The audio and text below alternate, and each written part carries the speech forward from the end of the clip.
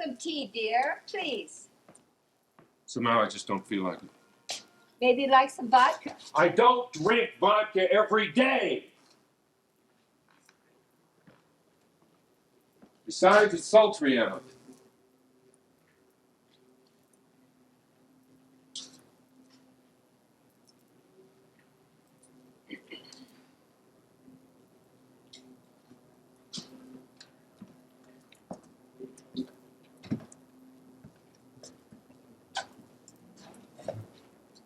Nanny, how long have we known each other?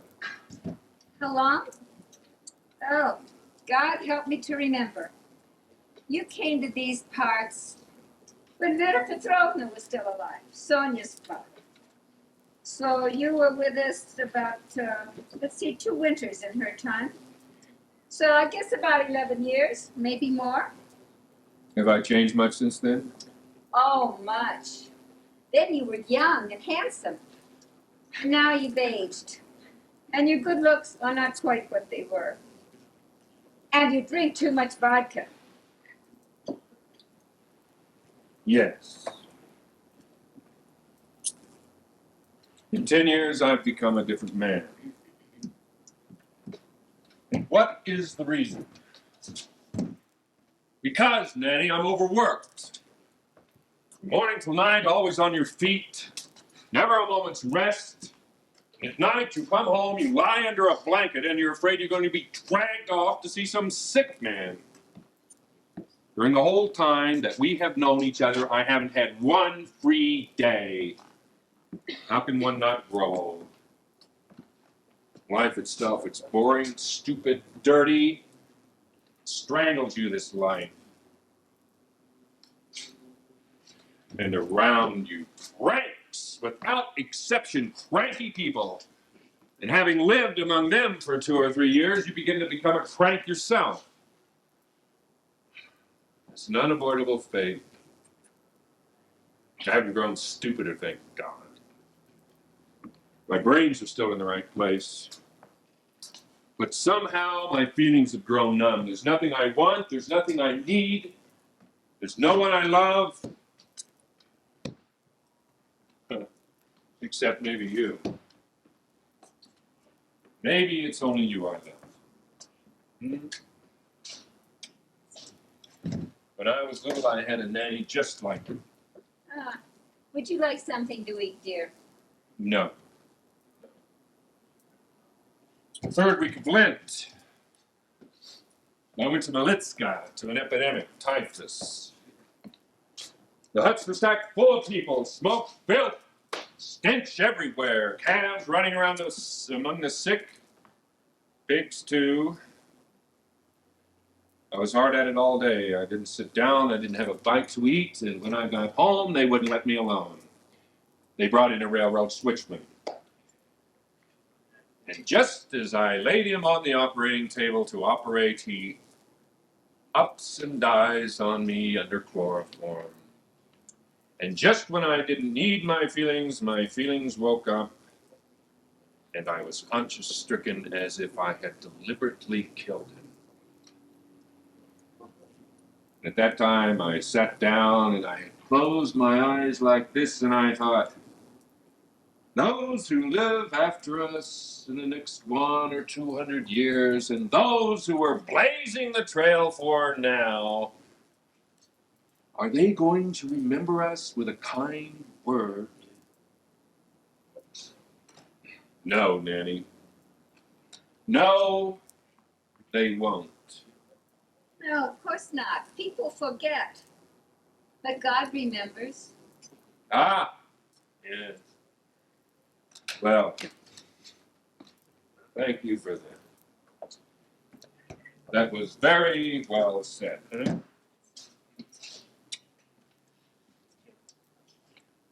Yes.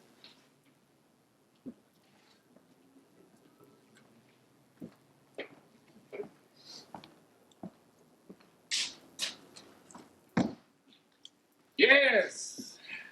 Well, did you get enough sleep? Yes, very much so. Ever since the professor and his spouse came here to live, life has been off the track. I sleep at odd hours. For lunch and dinner, I eat a lot of highly spiced dishes. I drink a lot of wine.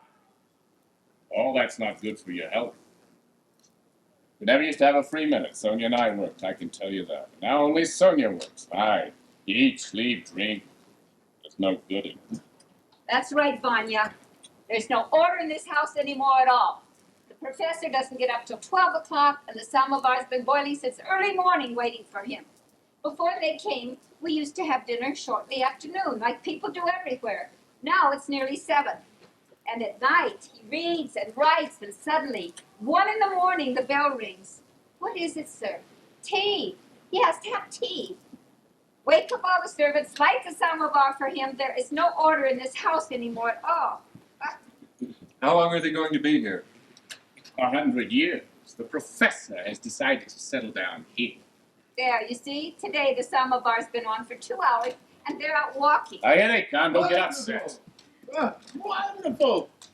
Wonderful views! Remarkable, Your Excellency. Remarkable. We'll go into the woods tomorrow, Papa. Would you like to? Ladies and gentlemen, tea. Send my tea into my study. Be so kind, friends. There's something more that I must do today. You will surely like the woods.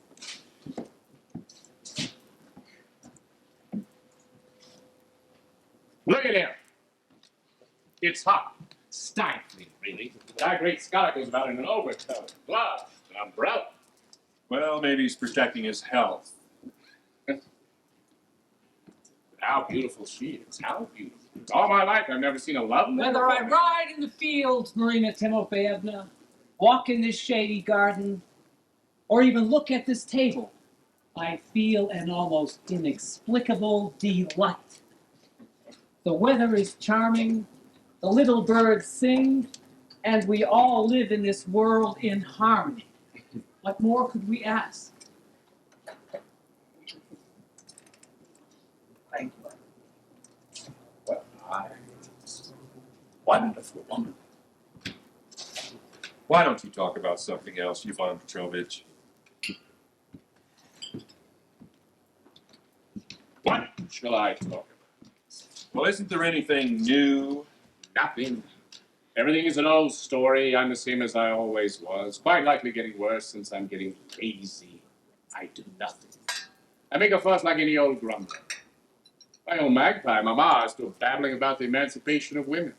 With one eye, she looks into the grave, and with the other, she rummages through her learned books for the dawn of a new life. What about the professor? And the professor. Well, as usual, he sits from early morning till late at night in his study and he writes. The poor paper. It would be better if he wrote his autobiography. What a capital subject that would be. A retired professor, you understand, an old crust, a learned old dry mackerel, with his gout and rheumatism and migraine, and his liver swollen with jealousy and envy. Well, this dried old mackerel lives on the estate of his first wife, lives there against his will because he can't afford to live in town, and he's forever complaining of his misfortunes. Though, as a matter of fact, he's extremely lucky. You just think what luck. He's the son of a humble satirist, ordinary theological student. Then he attained his university degree, then he became a professor, and then he became his excellency, the son-in-law of a senator, etc., etc. But all of that is unimportant. The point is this, that a man for exactly 25 years reads and writes about art and understands exactly nothing about art.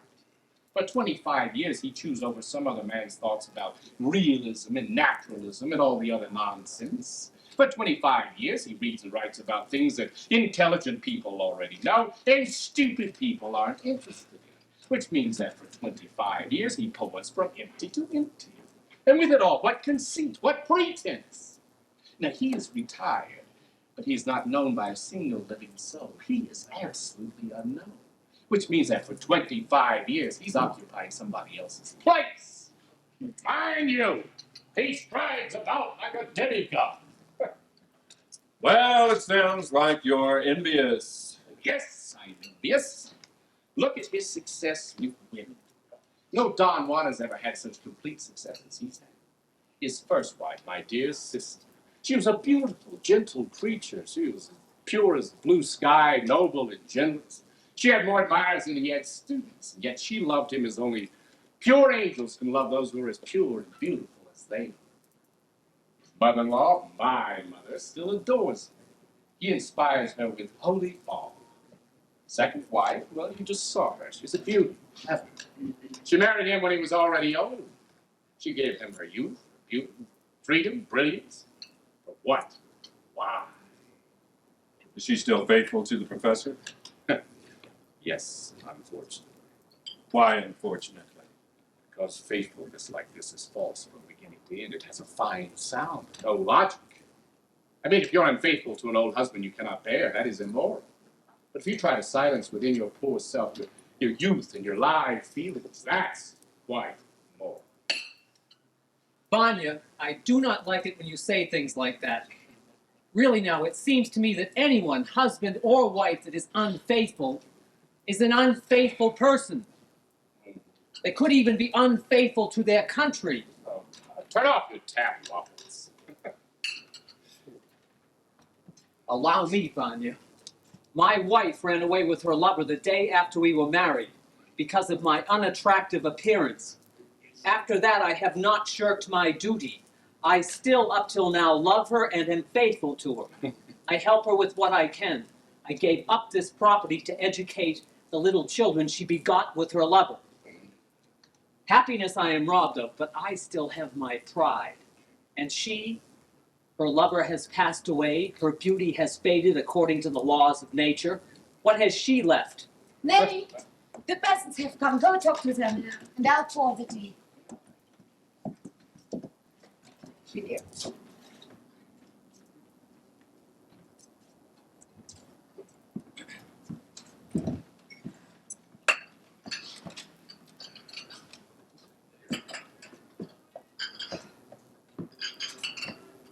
I really came to see your husband. You wrote that he was sick with rheumatism, something like that, but apparently he's quite well. Well, yesterday he was complaining of a pain in his legs. But today he seems quite fit. And after I almost broke my neck galloping 20 miles to get here. Well, that's all right. It's not for the first time. And so, just for that, I guess I will have to stay until tomorrow, and will sleep at the quantum satis. Wonderful. You so very seldom spend the night with us. And very likely you haven't eaten yet. No, I haven't. Then you shall eat with us as well, when I have dinner so very late. The tea is cold. The temperature in the samovar has lowered considerably. Very well, Ivan Ivanovich, we will drink it cold. Excuse me, it is not Ivan Ivanovich, but Ilya Ilyich. Ilya Ilyich Telegin. Or as some people call me because of my pock-marked face, Waffles. It was I who christened Sonia, and your spouse is a very, very good friend of mine. I live here on this estate, and if you've deigned to notice, I dine here every evening. Lialich is our helper, our right hand. Let me pour you some more, Godfather. Oh, What is it, I Grandma? forgot to tell Alexander. I forgot something. What is it? Well, I got a letter today from Kharkov, Pavel Alexeyevich. Sent his new pamphlet. Is it interesting? Yes, it's interesting, but it's strange somehow. He seems to disapprove of that which he himself 7 years ago defended. It's terrible. There's nothing terrible in that. Mama, drink your tea. Drink. I want to talk.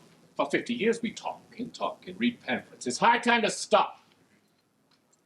You seem to find it hard to listen to me when I talk. Forgive me, Jean, but in the past year you've changed so much I absolutely do not recognize you.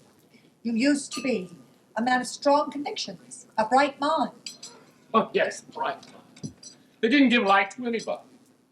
Well, yes, I used to have a bright mind. That could be more venomous. I am 47 years old, and up until last year, I deliberately tried, just as you do, to blind my eyes with this pedantry of yours, and not to see real life. And I thought I was doing well, but if you only knew, I can sleep at nights, because of my disappointment and my anger at letting time so stupidly slip by. When now in my old age I could have had everything. You seem to be blaming your past convictions, but it's not they who are at fault. It's you who are at fault. You forget a conviction in itself is nothing. It's a dead letter. You ought to have been doing something. Doing something? Well, not everybody is capable of being perpetual mobile, writing like your air professor. What do you mean by that? Grandmother, Uncle Von. All right, I'm silent. Silent and apologize.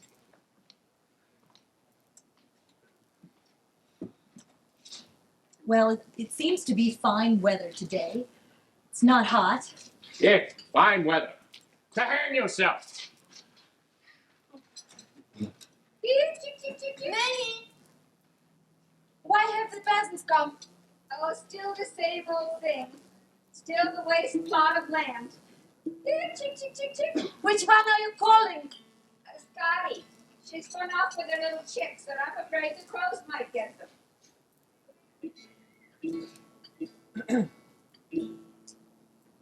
Doctor, excuse me. Someone's come to get you From where? from the factory. Thank you. Damn it. Where's my head? What a pity, really, to come back from the factory. No, I'm afraid it'll be too late. Look, friend, do me a favor. Give me a glass of vodka.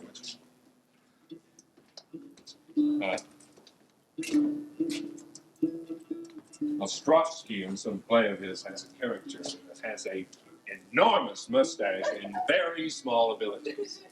That's me. Well, good night, ladies. Gentlemen.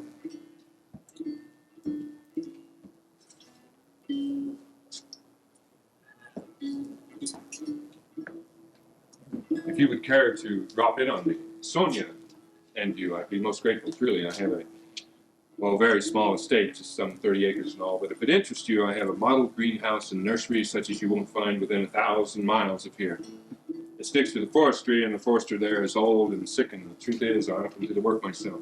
Yes, they have told me that you love the woods very much. I agree, one can be very useful there, but I was wondering, doesn't it interfere with your real calling? After all, you are a doctor. Well, God knows what our real calling is. Well, is it interesting? Yes, it's a very interesting business. Very. Well, you still seem to be a young man. You don't look any more than 36 or 37. It must not be quite so interesting as you say, with always the trees and the trees and the trees and the trees. I think it's monotonous. No, it is extremely interesting. Extremely. Every year we have voice plants, new wood plots, and he already received a bronze medal and a diploma, and he petitioned not to have the old ones destroyed. If you would only hear him out, you would agree with him completely. He says that forests adorn the earth, that they teach a man to understand the beautiful and inspire him to lofty moods. Forests soften a severe climate, and so in the countries where the climate is mild, you spend less effort in the struggle with nature, and so man there is gentler and tenderer. People are beautiful there, lively, easily excited, their speech is exquisite, their movements are graceful, their arts and science blossom, their philosophy is not gloomy, their relation to a woman is full of exquisite nobility.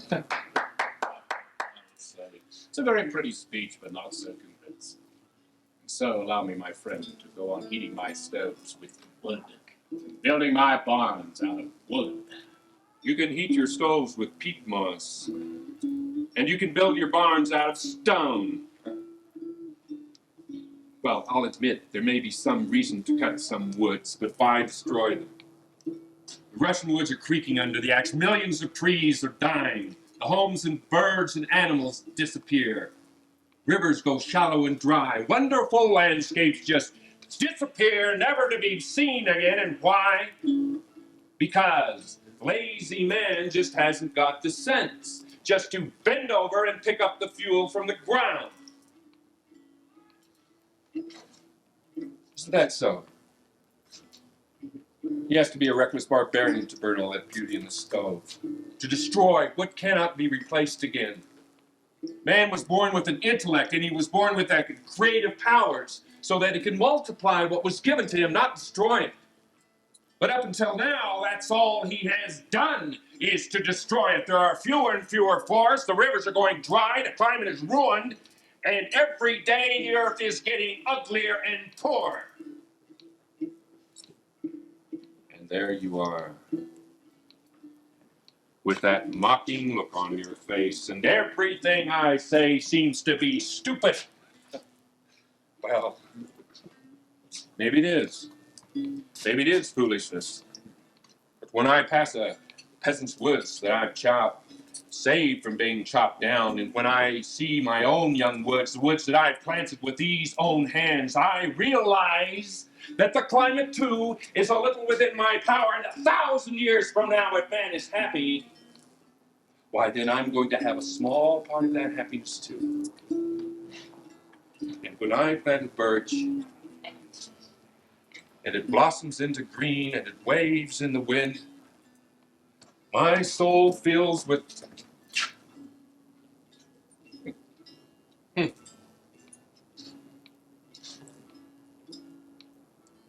However, it's time for me to go.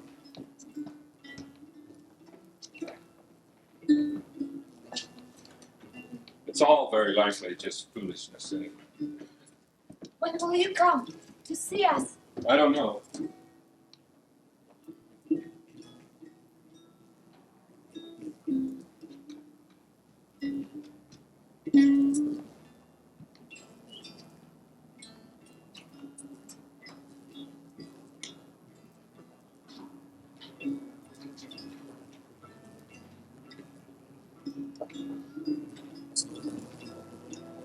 Ivan Petrovich, you behaved yourself miserably again. Did you have to annoy your mother by mentioning perpetuum mobile?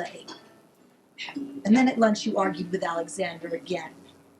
It's very small of you. What have I detested? There's nothing to detest Alexander for. He's the same as all of you. Well, he's not any worse than all of you. You could see your face, your movements. How lazy you are. How lazy. No. My life is both lazy and bored. Everybody blames my husband. Everybody looks at me with pity. Oh, the miserable creature. She has an old husband. His concern over me. It's not like I don't understand it.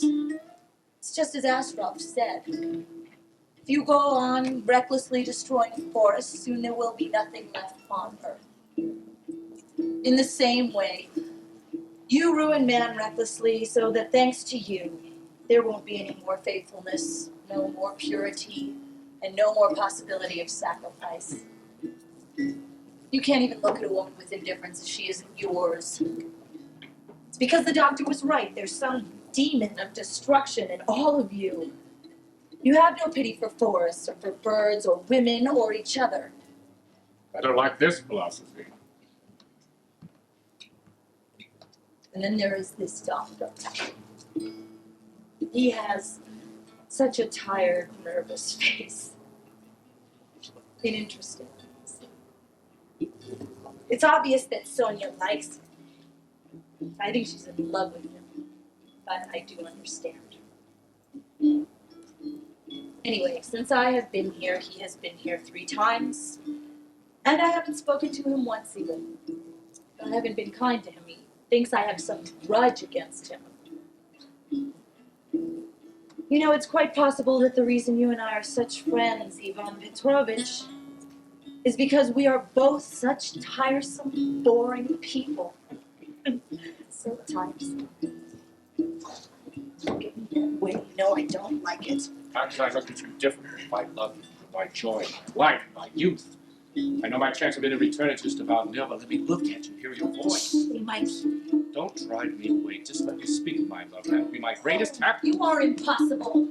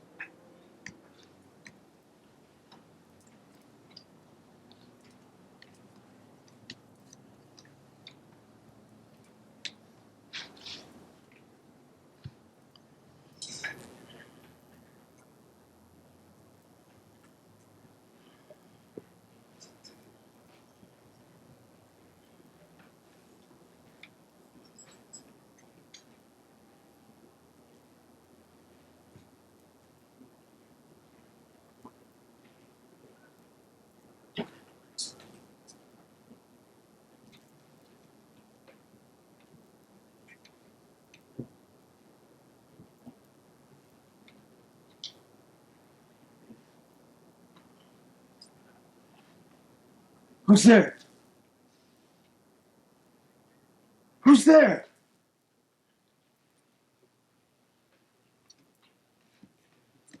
Sonia, is that you? No, it's me. Oh, it's you.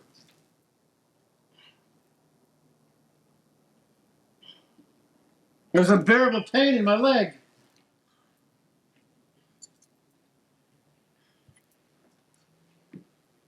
Your blanket has fallen on the floor.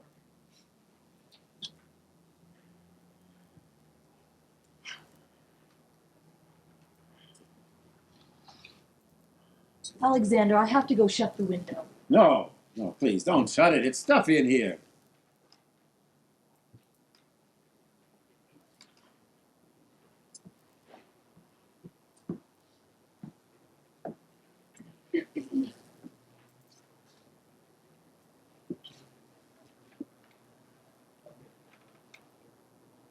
Just now, I dozed off.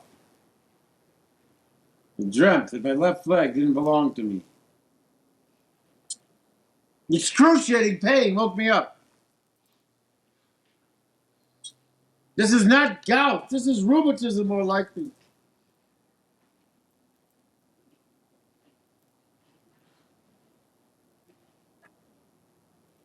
What time is it? It's 20 minutes past midnight. In the morning, look at the library for Batchishkov. It seems to me we have them. What?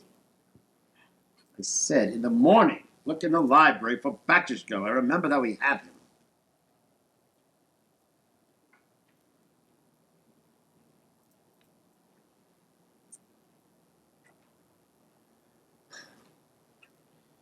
Why is it I cannot breathe? You're tired from not sleeping a second night. They say that Turgenev developed angina from his gout. I suspect the same is going to happen to me.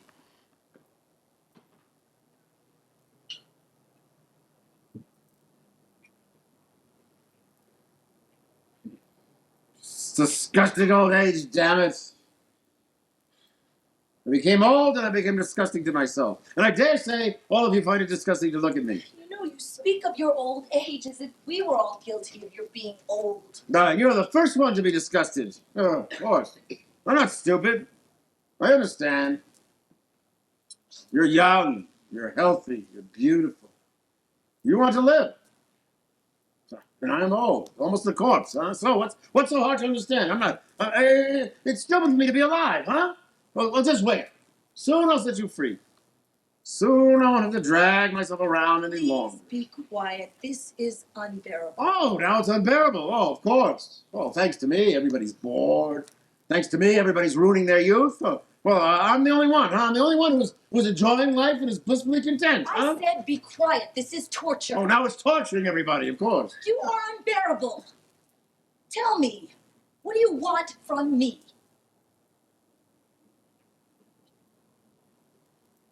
Nothing. Well, then be quiet. I beg you. Strange, isn't it? Ivan Petrovich starts to speak. Or that old idiot, Maria Vasilievna. Everybody's listening. I open my mouth to say one word, and everybody is miserable. What, is my voice so revolting? Am I such a revolting voice? Am I such a despot? Am I such an egotist? But what if I am an egotist? What if I am an egotist? Haven't I earned the right in my old age to be an egotist? Haven't I earned the right to a quiet old age? To some attention from people? Nobody is disputing your rights. Now I am going to shut the window. Looks like rain.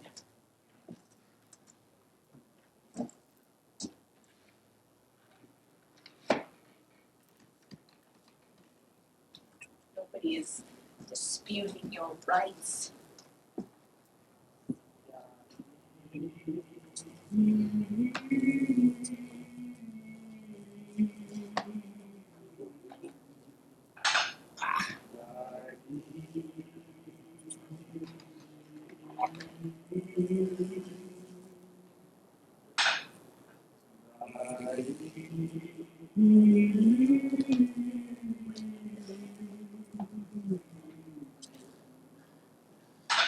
to devote your life to learning, to grow used to your esteemed colleagues, to your desk, to your auditorium, than to find yourself suddenly in this morgue for no reason. Every day I have to look at stupid people and listen to their flat, stupid conversations. I want to live too. I love fame. I love success. I love applause. Here, I am like an exile. Every minute I have to think about the past. See the success of others. And to fear death. I can't bear it. And here you are. You won't even forgive me for being old. Well, wait and have some patience, because in 5 or 6 years, I'll be old too.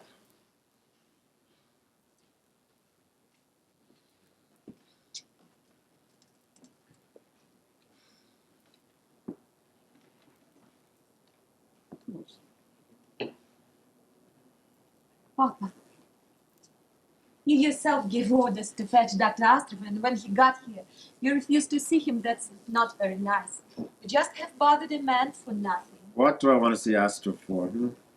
He knows as much about medicine as I know about astronomy. We can't, with your gout, summon the entire medical faculty. I will not speak with that imbecile. As you like. It's all the same to me.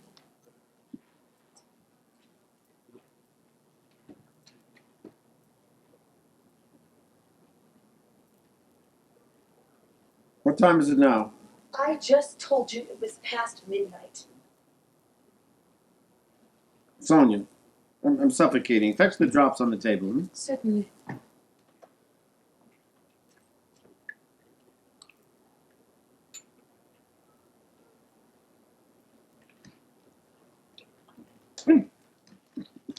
Not these. Oh, you can't even ask. You can't even ask for something. Don't be capricious, I beg you. It may please some people, but kindly leave me out of it. Besides, I have no time to waste. I have to get up early tomorrow. I've got hay to cut.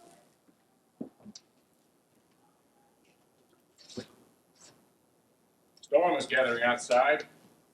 Vanya, Sonia, go to sleep. Oh, no, please, don't leave me with him. No, he'll talk my head off. Gotta give him some rest. For 2 nights he's not had any sleep. Oh, let them rest. You go to sleep too, please, I beg you. For the sake of our former friendship, don't protest. I formed her friends. Be quiet. Please, don't leave me with him. He'll talk my head off. You're getting to be laughing. Mary, you ought to lie down. It's already late. The samovar hasn't been cleared from the table yet. How can I lie down? Nobody can sleep. Everybody is miserable. I'm the only one. I'm the only one who is happy, huh? Oh, dear sir, what is it? Are you in pain? You know my legs throb these so too. They throb so. I think this is your old ailment. Fyodor Petrovna, Sonia's dear mother. Oh, she spent sleepless nights killing herself, pitying you. She loved you so much. You know, the old and like the young, they need someone to feel sorry for them. But no one feels sorry for the old. You come along, dear. Let's go to bed. We'll fix you some linden tea. Warm up those feet for you. Come along now. Come along, dear. Let's go, Nish. I'll pray to God for you. My legs hurt too. I know how you feel. Fyodor Petrovna, she loved you so much. She pitied you so. And little Sonia, she hardly remembers. I am worn out with him. I can hardly stand up. You with him and I with myself. It's the 3rd night now I've not had any sleep. Things are not going very well in this house. Your mother hates everything except her pamphlets and the professor. And the professor is angry with me and he's afraid of you. Sonia's angry with her father. She's angry with me. She hasn't spoken to me in 2 weeks. You openly despise my husband and scorn your mother, and I am irritable. 20 times today I'd be ready to cry. Things are not going very well in this house. Let's leave philosophy out. Ivan Petrovich, I know that you're educated and intelligent, so you must understand that this world is not going to ruin from fires or from robbing, but from hate and enmity, from all this petty squabbling. You should stop your grumbling and help try to reconcile us all. First, you reconcile me with myself. Ada, my dog. Oh, please.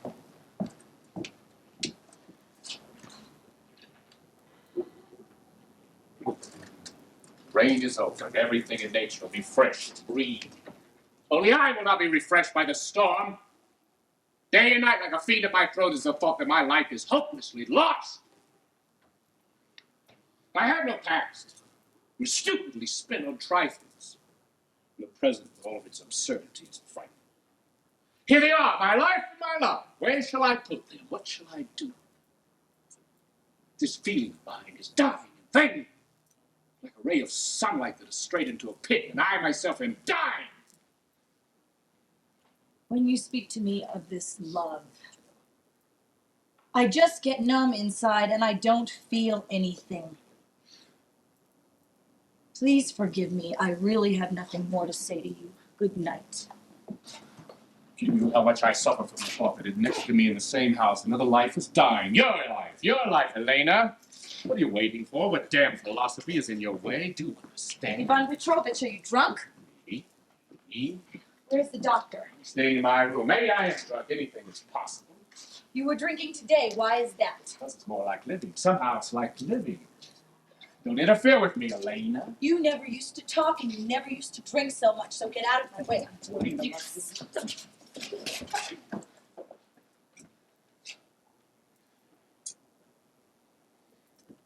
It's gone.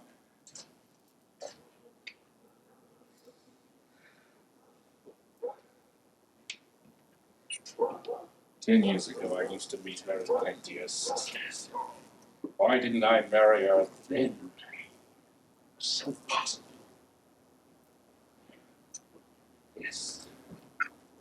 Now she would have been my wife. We would have been awakened by the storm. She would have been frightened by the thunder. I would have held her in my arms and whispered to her, "Don't be afraid. Lie here." Beautiful thoughts. I feel so. My thoughts get tangled in my head. Why am I so old? Why doesn't she understand me? Her rhetoric, her idle moralizing, her foolish idle thoughts about the end of the world, all that is hateful to me. God, how I was deceived. I adored that professor, that pitiful, God creature. I worked for him like an ox. Sonia and I squeezed out of this estate its last drop of juice. We were like thrifty peasants. We sold vegetable oil, cottage cheese, beans. We even went hungry ourselves so that our pennies and halfpennies we could pile up thousands and send them to him. I was so proud of him and his learning. I lived and breathed. Everything he wrote and uttered seemed to me to be genius. Look at him now. He's retired and we can see the whole sum of his life. After he's gone, not a single page of his will be left behind. He is nothing. He's not known. He's soap bubble. He's nothing. Stupid. Stupid. Play, Waffles. Play. They're all asleep. Play.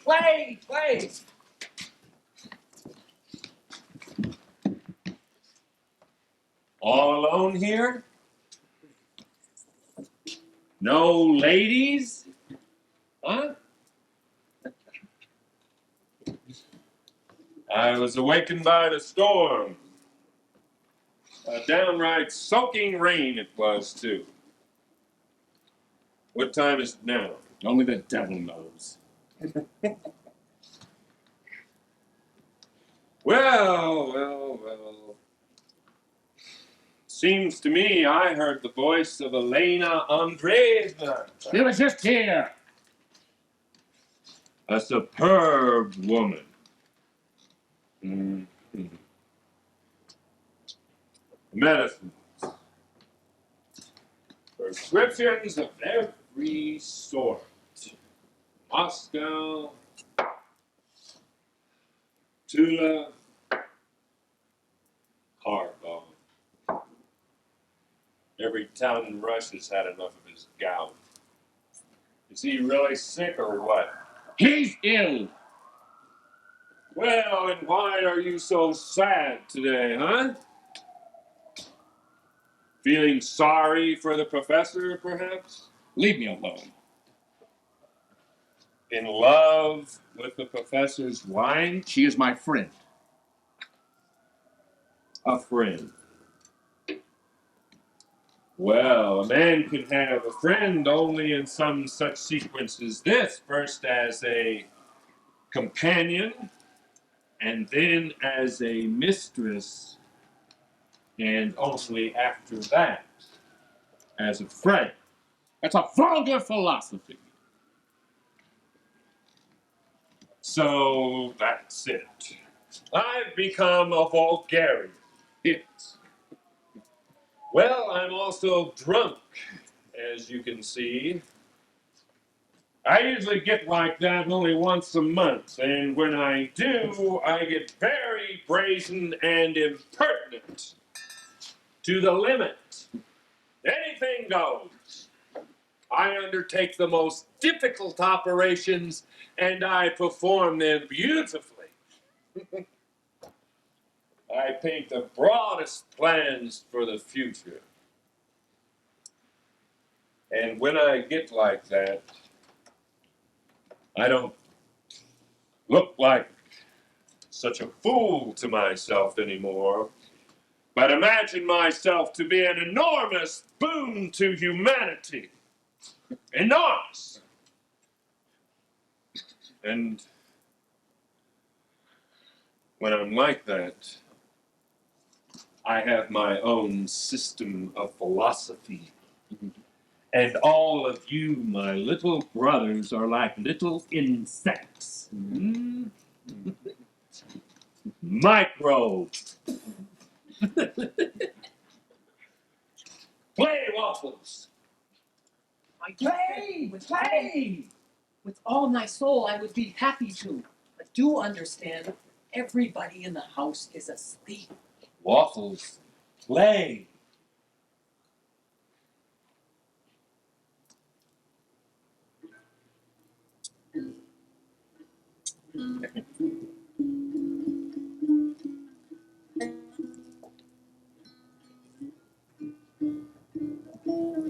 I need a drink. I think there's some cognac left. And when it gets light, we'll go to mine. All righty? I have a medical orderly. Instead of saying all right, he says all righty.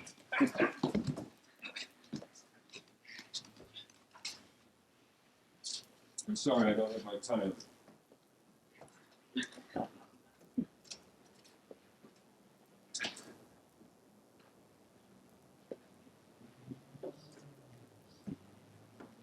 Uncle Vanya.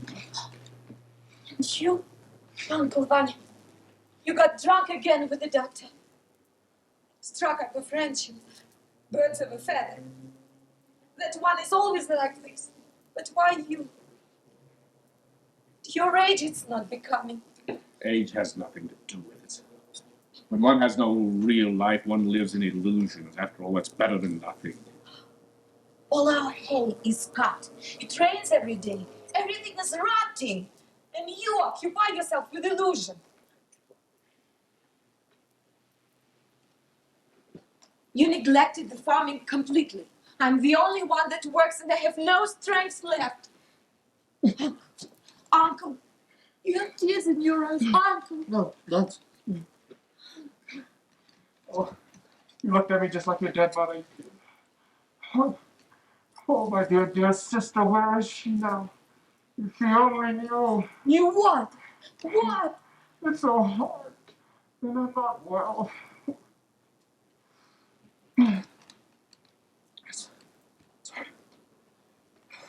I must go.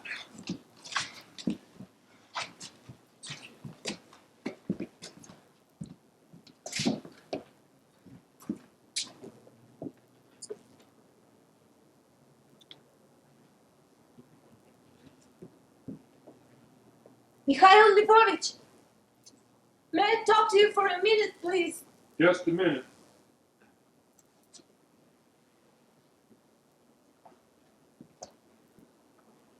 Yes, what is it?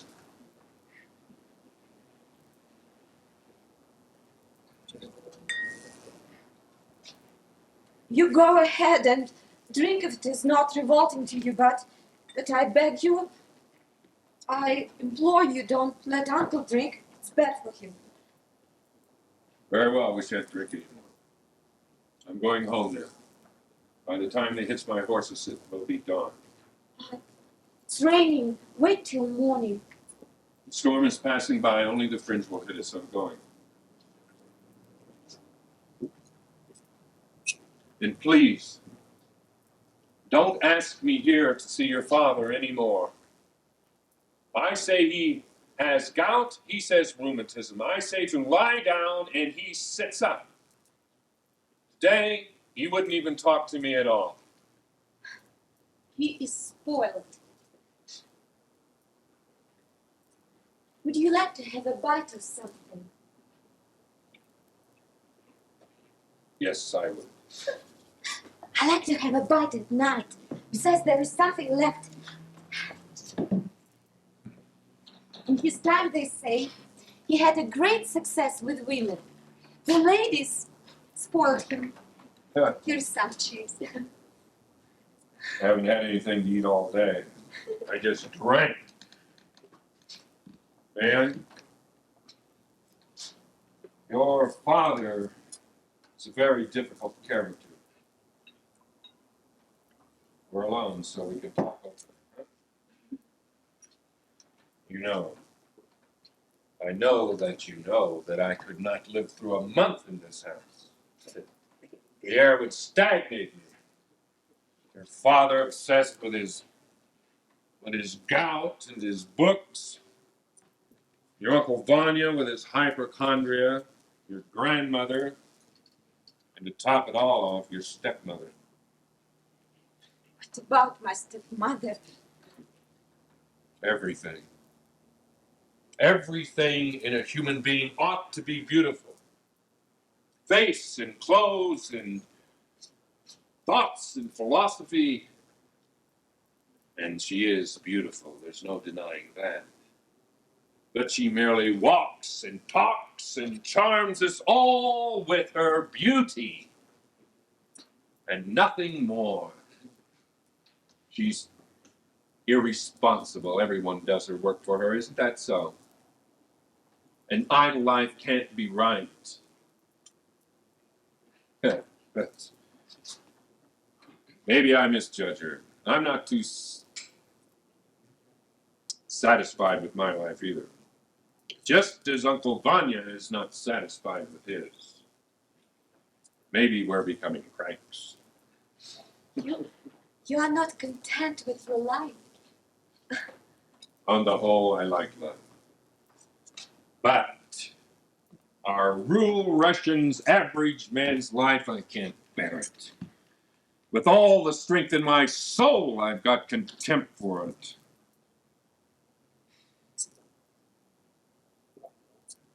And as for my own personal life, I swear to you, there's absolutely no good in it. You know how it is when you're walking through a wood and you see a little light in the distance, and so you don't mind the darkness, and you don't mind being tired, and you don't mind the branches scratching you in the face. I work, as you know, as no one else in this district. Fate does to me is unbearable. But there's no little light for me. And as for myself, I'm not looking for anything anymore. I don't like people. And it's been a long time since I ever loved anyone.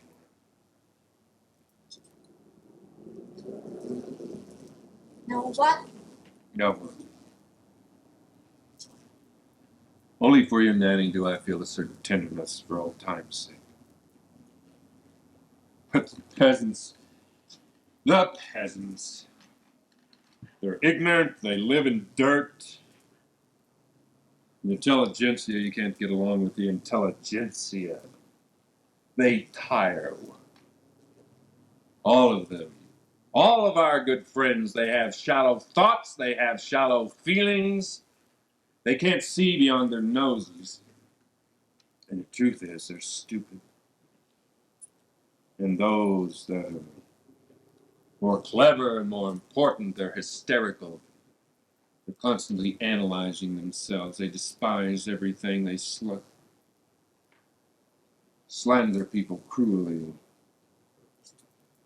They walk up to a man sideways and they look at him out of the corner of their eye and they say, "Oh, that one's a phrase maker and that one is a psychopath." And when they can't pin a label on my forehead, they say, "Oh, that one's odd." Odd.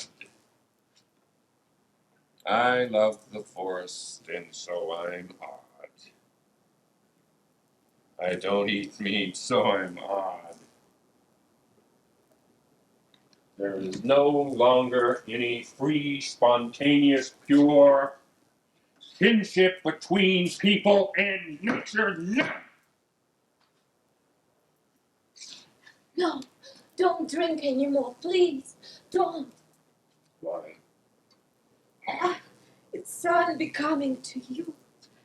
You are refined.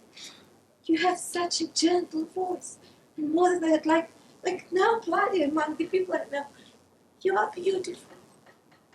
Then why would you like to play cards and look like ordinary people? You also always say that people don't create, that they merely destroy what's given to them from above. And why are you destroying yourself? Don't do this, please. All right, I won't. Give me your word. My word of honor. Thank you. Basta. Now I'm completely sober. I'm completely sober and will remain this way until the end of my days. And so, let's continue. I say that my time is up. That for me it's too late. I've become old. I have become common. I can't seem to attach myself to anyone anymore. I don't love anyone, and I really think I'm past loving anyone. There is only one thing that still enthralls me: beauty. And I think if she only wanted to, Elena Andreevna could just set my head in a whirl in just one day. But that's not love. That's not belonging to someone. It's not. What's the matter with you? What's the matter with you? A patient of mine during Lent died under chloroform. It's time to forget about that.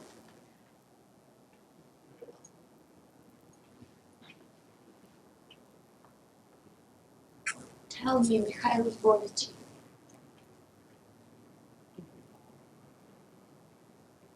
if I had a friend or a younger sister, and if you learned that, or let us say that she loved you, just what way would you take it? I don't know. Very likely in no way. I'm just happened to tell her I couldn't love her, that's all.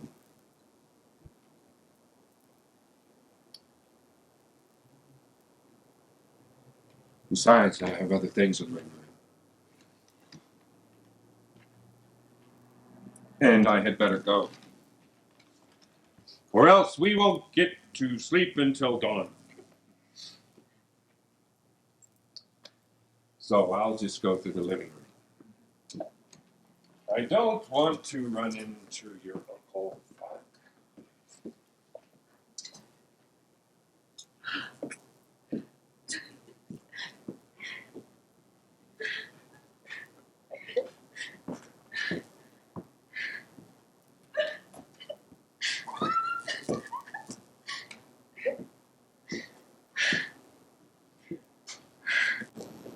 He didn't say anything to me, but why do I feel so happy? His heart and soul are still hidden from me. Still hidden from me. I told him, you're refined, you have such a gentle voice. His voice trembles, caresses you.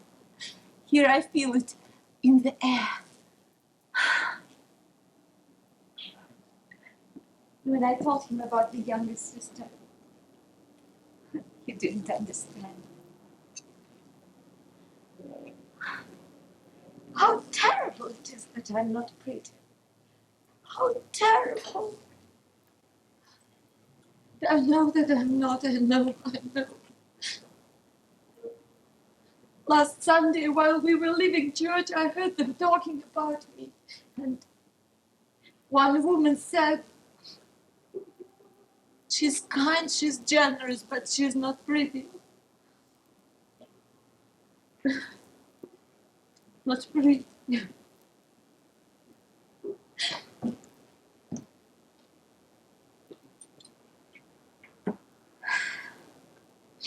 Storm has passed.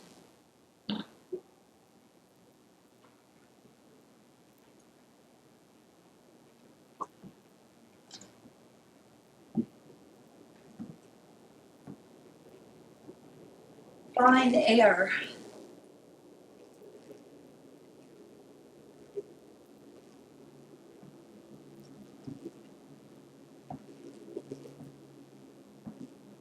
Sonia, where is the doctor? He's gone. Sonia. What? How long will you be cross with me? We haven't done each other any wrong. Why then should we be enemies? Enough is enough. Yes. I myself wanted enough about being angry. Wonderful.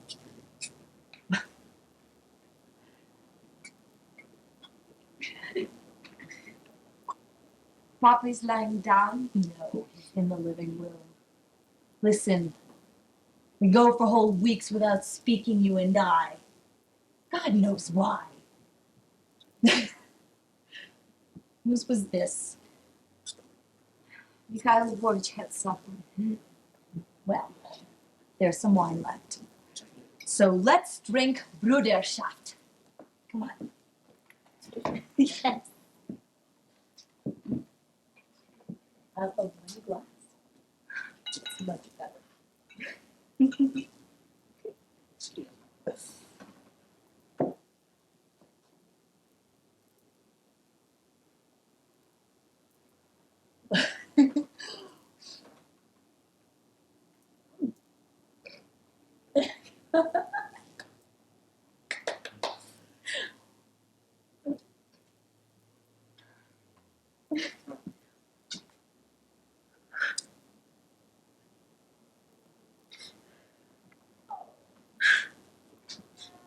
been so long.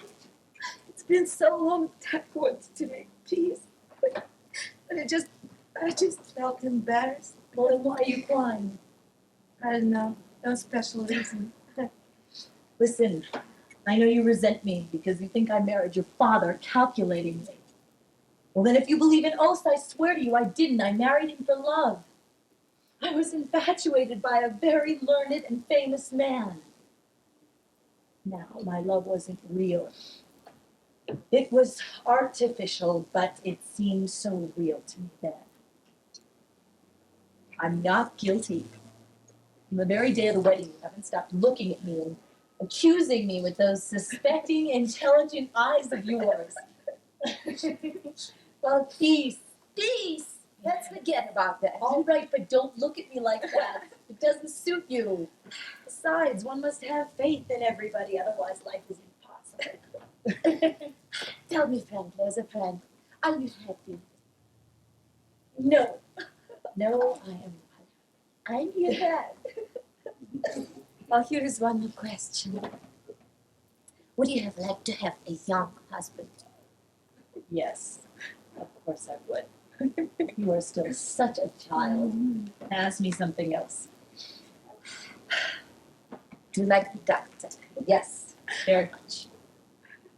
I have a silly face, haven't I? He's gone. And I keep hearing his voice and feel the touch of his hand. And when I watch it, when I look at the dark window night, I see his face there. Tell me something, confess. About him. What? He's clever. Can do anything. He's capable of doing anything. Can heal the sick. He can plant woodlands. Yes, He but can it's do... not just a matter of woods and medicine. Sonia, he's a genius. Do you know what genius means? Well, it means bravery and a free mind and a broad sweep. When he plants one of those little trees, he's already thinking of what it is going to be like in 1,000 years. He dreams of the happiness of humanity. Such people are rare, and one must love them. Now, he drinks. And he is sometimes rude, but a genius in Russia cannot be too much of a saint. Just think what a life this doctor leads. Impassable mud on the roads, and sleets, and snow, and poverty, and sick people. In such a setting, when one struggles day after day, it's very difficult to keep steady and sober at 40 years old. So, yeah. I wish you all the happiness in the world because you deserve such happiness. You do. Now, how about me? Me, I have always been. This passing face in my music and in my romances and even in my husband's house, I've always been this tedious passing face. Sonia, I confess I am very, very unhappy. There is no happiness for me in this world. There is none. Why are you laughing? Because I'm so happy. I'm so happy. I feel like playing. I would like to Do play. play. I can't sleep. All right, but Just your to father's play. in the next room, so go ask him if I can play, and if he says all right, then I will. Right a moment. It has been so long since I've played. I'm going to play, and I'm going to cry. I'm going to cry like a fool.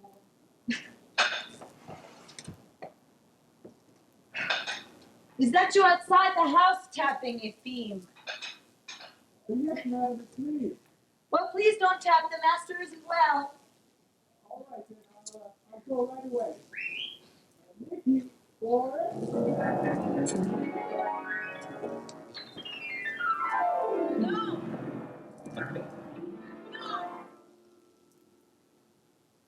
You cannot.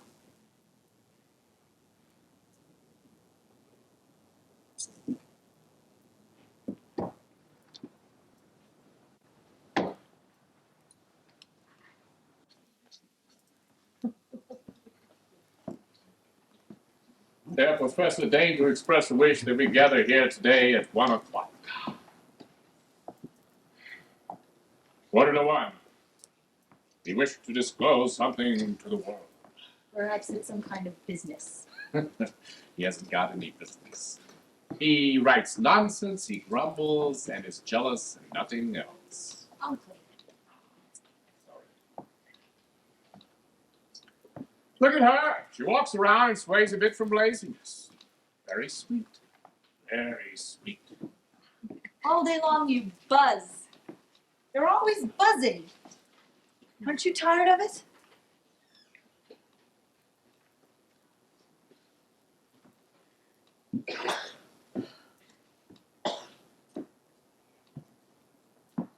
I'm dying of boredom. I don't know what to do. Isn't there enough to do if you wanted to? For example, occupy yourself with running the house, teaching the children, caring for the sick, because that's so little. When you and Papa went here, Uncle Vanya and I went to the market ourselves to sell the flour. I don't know how. Besides, it isn't interesting. It's only in sociological novels that they go to teaching and curing sick peasants. So how can I all of a sudden start teaching and curing them for no reason? And I don't understand how not to go and not to teach. Wait, and you'll get used to it. Don't be bored, darling. You're bored, you can't find a place for yourself. And boredom and idleness are infectious. Look how Uncle Vanya does nothing but follow you like a shadow. I dropped my work, I ran here to talk with you. I'm getting lazy. I can't do anything. Dr. Mikhail Lvovich used to come here so very seldom, once a month, and now he drives here every day. He has forsaken his woods, his medicine. You must be a witch. Why are you wilting away? Come on, my darling, my magnificent one. Be a good girl. In your veins flows the blood of a mermaid, so be a mermaid.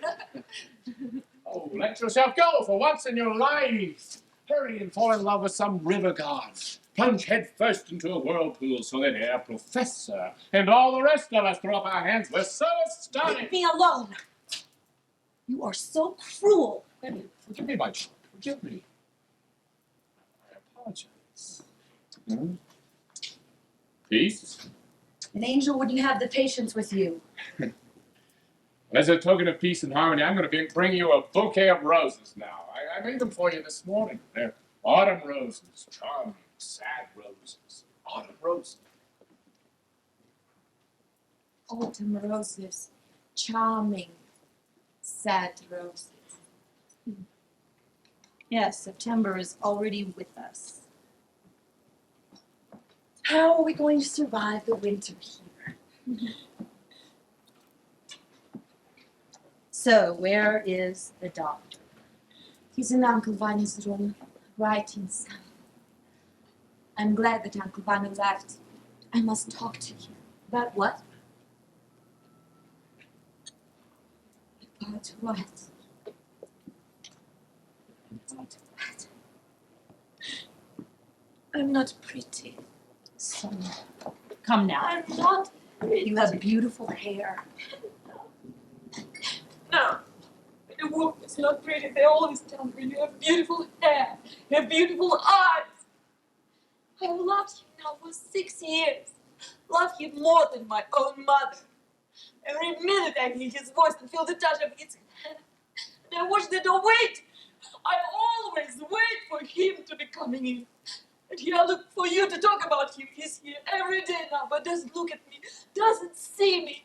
It's such agony. God, give me strength. I prayed all night. I haven't any hope. No. I often come to him, start talking to him myself, look into his eyes. I have no more pride left. I have no power to control myself. Yesterday, I couldn't contain myself, and I confessed to Uncle Vanya that I'm in love. And all the servants know. Everybody knows. Does he know? No. He never notices me. Well, Sonia, he's a very strange man. Now listen to me. I can talk to him very carefully. I know I can. By hinting, you won't even know. Whether he loves you or not, it shouldn't be that hard to find out. So don't be embarrassed and don't worry, sweetheart. He either loves you or he does not. If he does not, well, then let him stop coming here. It's easier when you don't have to see him. Isn't that so? Now listen, yesterday he told me that he would show me some sketches. I can question him right now. Just go tell him that I want to see them. You will tell me the whole truth. Yes, of course I will. Truth is much better than uncertainty, after all. Yes. I'll go tell him that you want to see his charts. No, no. Uncertainty is better. After all, there is hope. What? Nothing.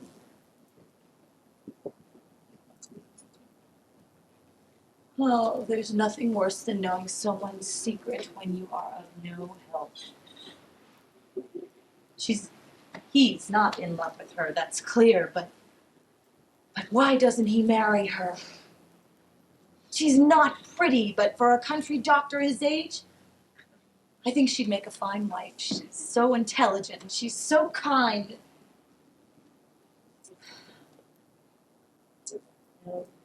No, that's not it. That is not it. I understand this poor girl. She lives in the midst of eternal boredom. Instead of people around her, she has these wandering gray shadows. Oh, this is so trifling. All they know is that they eat and they sleep and then they drink. But then sometimes he comes. He's not like the others. He's handsome and he's charming and he's intelligent. To be able to give in to the charms of such a man. Listen to me. I'm getting carried away with this. I know I am bored when he's not here. And I smile when he comes into the room. Uncle Vanya says the blood of mermaids flows through my veins, and to let myself go for once in my life. Oh, what then? To just fly away like a free bird, away from all of your sleepy faces and your stupid conversations, and just to forget that you exist in this world. But I'm cowardly, and I'm shy, and I know my conscience would torture me. I know it. But he comes here. He comes here every day, and I know why he comes. I just feel guilty. I just want to get down on my knees before Sonia and beg her forgiveness. Good morning. Good morning. So, you wanted to see my, Yes, yesterday you told me you would show me your sketches, and I thought that you might be free today. Yes, of course. Where were you born? I was born in Petersburg, And where did you study? at the conservatory. Well, then you might not be interested in this. Well, it's true. I'm not familiar with country life, but I read quite a bit. Well, here in the house, I have a desk in Uncle Vanya's room. And when I get tired and completely exhausted, I drop everything and I amuse myself with this for a few hours. Yvonne and Sonia do the accounts, and I sit near them at my table and I dabble. It's a pleasure I don't allow myself often, just once a month. So, please.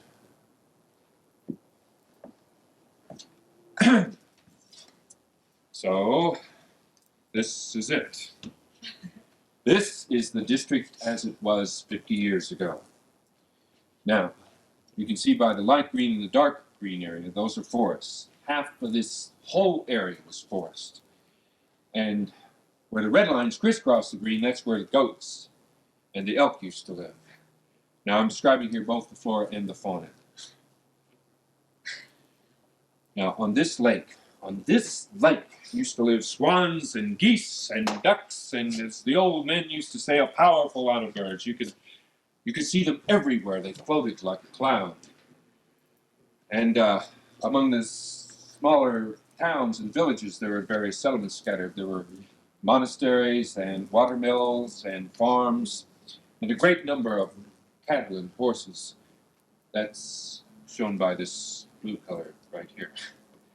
In fact, in this district, the blue is very thick, and there were herds of cattle, and every farm had 3 horses on it. And now we look at the district as it was 25 years ago, further down here. Now we can see that only a third of this area is forest now, and that the goats have disappeared, but the elk are still here. And that the blue and the green get paler and paler, and so forth and so on. So now we come to the district as it is today. Now we can see that the green, it comes here and it comes there, but it's not solid only. It's in spots now. And that the elk have disappeared, and the swans, and the grouse, and of the farms and watermills, there's not even a trace anymore. So what we have here is a degeneration that's apparently going to take 10 or 15 more years to complete. Now, you might say to me, well, there are cultural influences at work here that the old must naturally give way to the new. And I would agree that if in place of these forests, if there were hospitals and schools and factories built, if the people were healthier and richer and more intelligent, but that is simply not the case. There is nothing of the kind here, because in this district there are the same swamps, the same mosquitoes, the same diphtheria, the same typhus, the same poverty, the same lack of roads. What we have here is a degeneration that is caused by a struggle that is just beyond man's strength for existence. A degeneration that is caused by sloth, it's caused by ignorance, and it's caused by a complete lack of conscience. When a man who is tired and hungry, in order to save what life he has left for his children, almost instinctively, subconsciously reaches out for anything he can get in order to satisfy his hunger or to warm himself, then he destroys everything without even a thought for tomorrow. Almost everything is destroyed and nothing is created.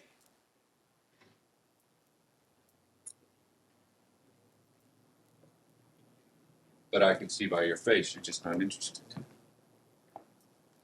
Well, I really understand very little. There's nothing to understand, you're just not interested.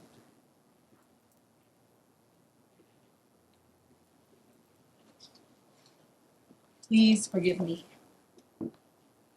I have to conduct a little interrogation, and I'm very embarrassed, and I don't know how to begin. An interrogation. Yes, an interrogation, but a very innocent one. Would you like to sit down for a moment, please?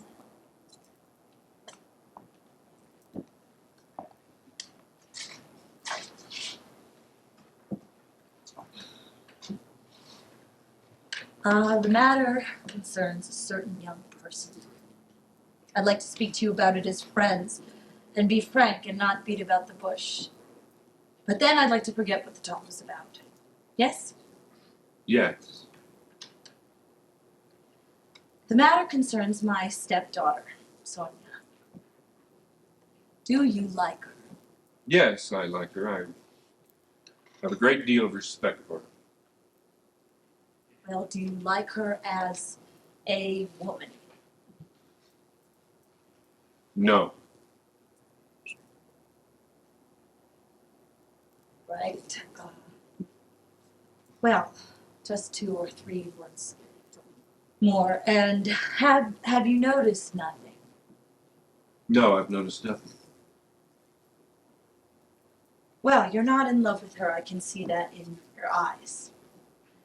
But you have to understand that she has been suffering. So please understand that and go away from here.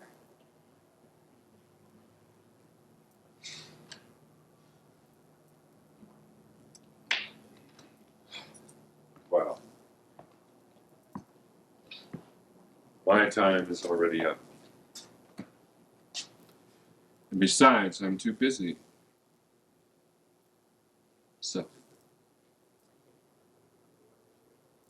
So, what an unpleasant conversation. I feel as if I've been dragging around 20,000 pounds on my back. Thank God we finished. Let's just forget what this talk was about. And you ride away from here. I know you are an intelligent man and that you do understand. Please forgive me, I'm blushing. If you would have mentioned this 2 or 3 months ago, I might have considered it. But now, and of course she is suffering. So,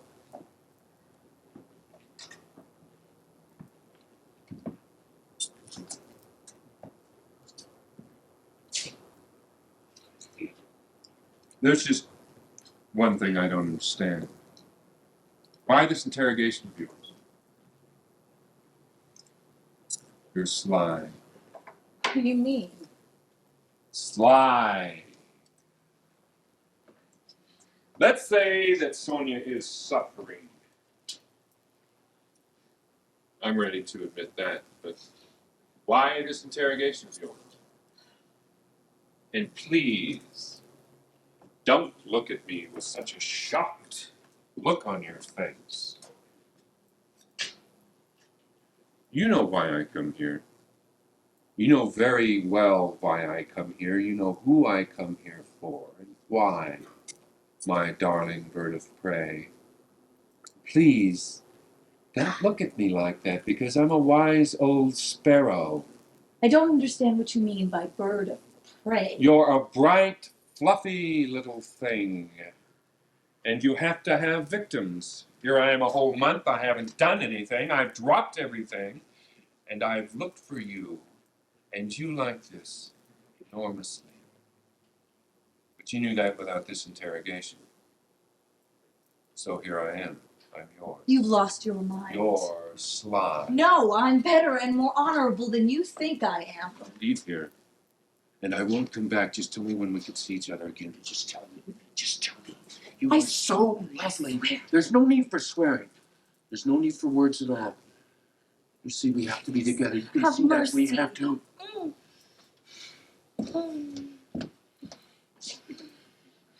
You will come. Yes. Yes. Yes. You forget You will come yourself. tomorrow. You will come tomorrow. You will. Yes. So?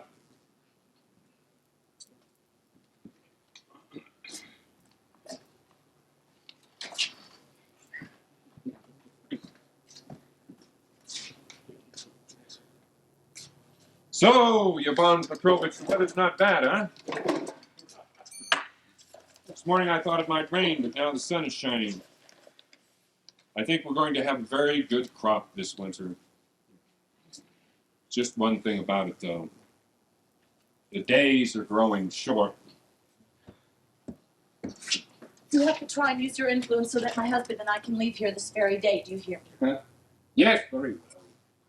Lady, I saw everything. Everything. I said we have to leave here today. Do you hear me?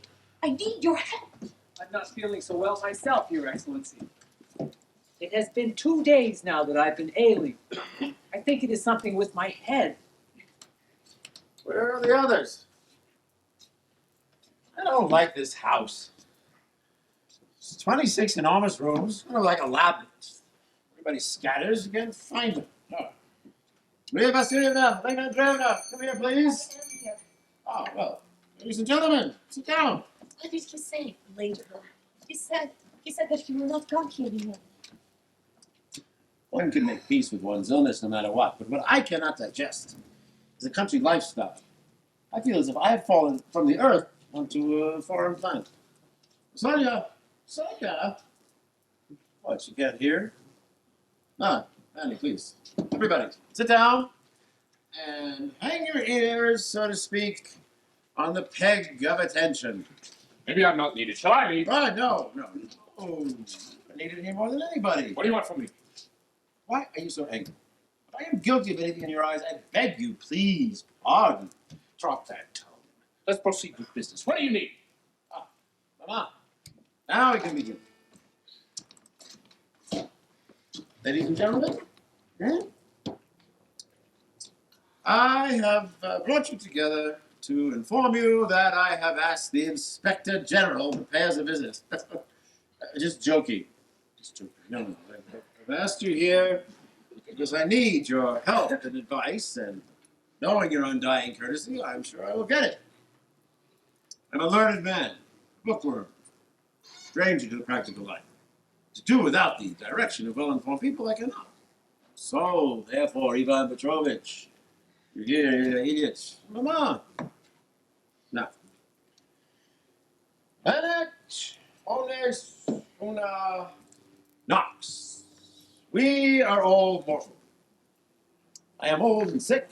I find it timely to regulate my property terms insofar as my family is concerned. My life is already finished, so I'm not thinking of myself, but I have a young wife and a maiden daughter. Now, country living is impossible. We are not made for this country life. To live in town on the income from the estate is equally impossible. Oh, you will say, sell a wood. We can do that, but it would be an unusual measure. We cannot do that every year. We must find a measure that will provide us with a permanent, more or less definite figure of income. And I have found just such a measure. I have the honor to propose it to you now for discussion. Our estate yields 2% per annum. I propose to sell it.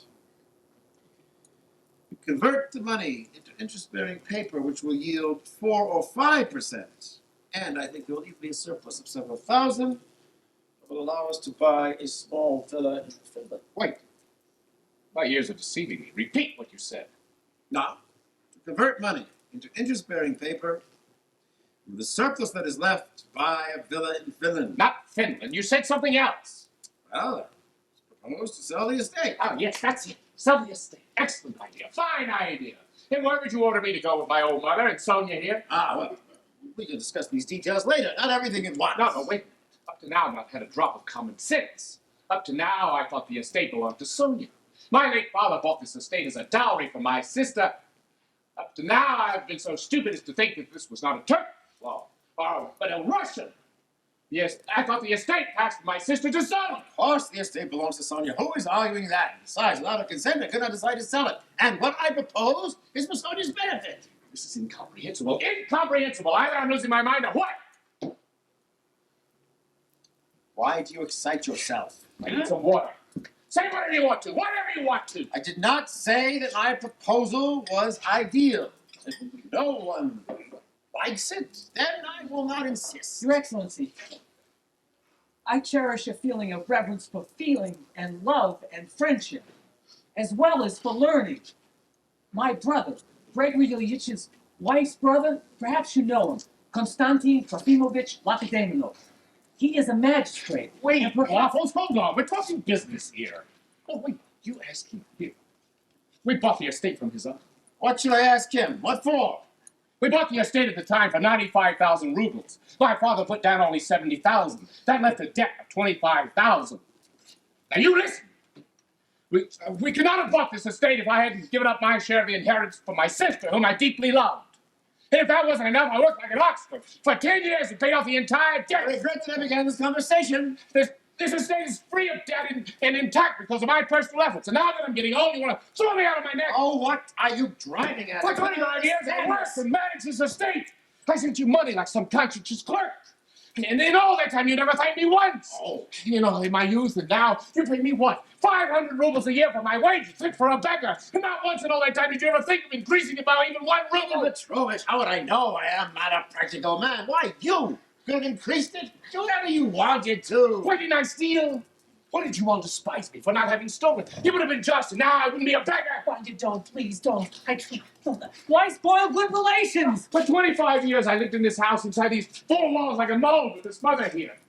All of our thoughts and feelings belong to you alone. During the day, we walked around and talked about your works. We were so proud of you. We spoke your name with reverence. And at night, we wasted our lives by reading your books and articles, all of which I now despise to the depths. I don't understand. What do you want? We thought you were a creature of the highest order. We knew your articles by heart. But my eyes are open now. I see everything. You wrote about art, but you understood nothing about art. All of your work, which I once loved, is not worth one brass penny. You used us. Ladies and gentlemen, make him stop, or I shall go. Ivan Petrovich, I demand that you stop talking. Do you hear Oh, me? no, I will not stop talking to you. You would. I'm finished. You've ruined my life. I have not lived. Thanks to you, I've swept away the best years of my life. You are my worst enemy. I don't I understand. cannot stand it. I can. What do you want?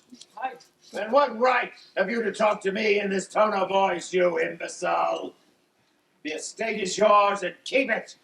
I don't want it. Please take me away from here. Take me away from here. I've wasted my life. I'm intelligent, brave, talented. Had I lived a normal life, I might have been another Schopenhauer, Dostoevsky. Christ, what am I saying? I'm losing my mind. Mother, I'm in despair. You must listen to Alexander. What shall I do? You No, I know what I do. You remember me? Oh, ladies and gentlemen, what is it after all? Take this madman away from me. There he is, in the room next to mine. But then go live in the village or in some cottage, or else I shall go away. Ah. He is a non-entity. One must be merciful, Papa. Uncle Vanya and I are so miserable. One must be merciful. Try to remember when you were young, Uncle Vanya and Grandmother translated books for you at night, copied your papers. Every night. Uncle Vanya and I were afraid to spend a penny on ourselves and sent everything to you. Everything. I'm not saying the right thing. I'm not saying the right thing, but you have to understand that, Papa. One must be merciful. Please go talk to him, Alexander. Very well. Well, I'll speak with him. I'm not accusing him of anything. I am not even angry with him. But you must admit, his behavior is strange. All right. I'll speak with him. All right, but please be calm with him. It's all right, my child. Please cackle and then stop. Cackle and stop. Charles, you're shivering as if you were freezing. Well, my little orphan, God is merciful. We'll fix you some tea. It will pass. You'll forget all this. No, Hold him! He's lost his mind! Vanya, what are you doing? First. No, stop it! Stop it! For God, bring me away from here! Get me out of this house! What am I doing? What am I doing?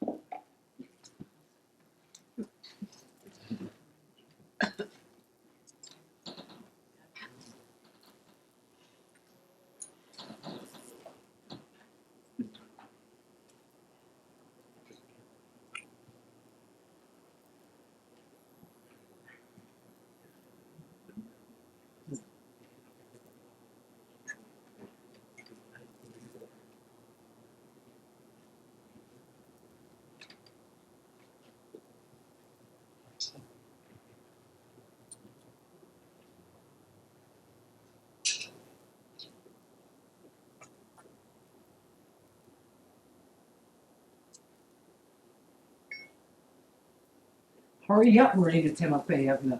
They'll soon be calling us to say goodbye. They've already called the horses.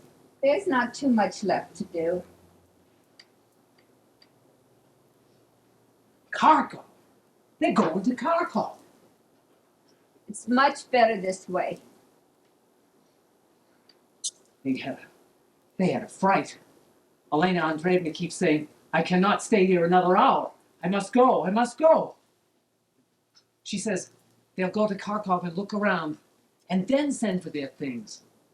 They travel light.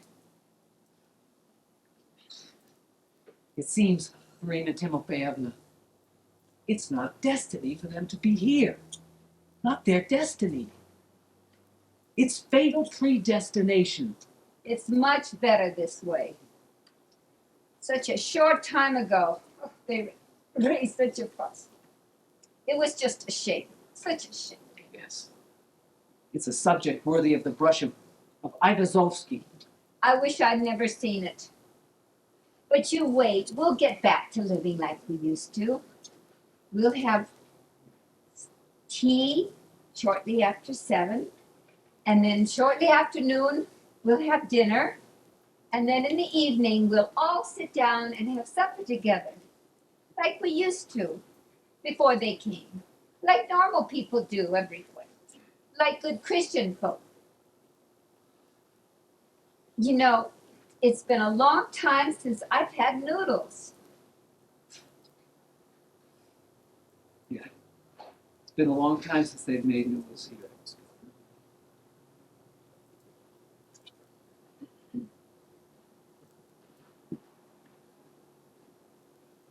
Marina Timofeyevna. This morning I went into the village, and this shopkeeper came out of his shop, and he called me a sponge, and it hurt.